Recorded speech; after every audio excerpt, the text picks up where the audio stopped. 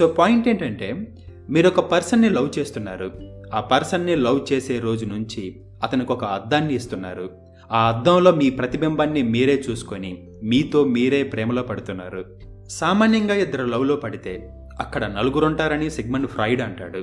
ఈ మాట నిజమే. ఎందుకంటే పర్సన్స్ ఇద్దరు ప్లస్ ప్రతిబింబాలు ఇద్దరు, టోటల్ నలుగురు.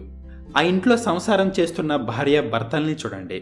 వాళ్ళు ఒకళ్ళతో ఒకళ్ళు నిర్జీవంగా విసిగి వేసారిపోయారు. వాళ్ళేదో జీవితాన్ని అలా ఈడుస్తున్నారంతే, బట్ వాళ్ళ జీవితంలో జీవం లేదు. అందుకే పెద్దయిన సోక్రటీస్ అన్నింటికంటే ముఖ్యంగా నిన్ను నువ్వు తెలుసుకో అంటాడు. ఇది అన్నింటికంటే ముఖ్యమైన ముందు చేయాల్సిన పని. ఎందుకంటే నిన్ను నువ్వు క్లియర్గా తెలుసుకుంటే నీ ప్రతిబింబంతో నువ్వు ప్రేమలో పడాల్సిన పని ఉండదు. అలాగే నీ ప్రతిబింబం చూసి మొరగాల్సిన అవసరం ఉండదు. నువ్వు ఈత కొట్టాలనుకుంటున్నావు, కానీ తీరా నది దగ్గరికి వెళ్ళేసరికి నీ ప్రతిబింబాన్ని చూసి మురిసిపోతున్నావు లేదా భయపడుతున్నావు. దాంతో చివరికి ఈత కొట్టడం మర్చిపోతున్నావు.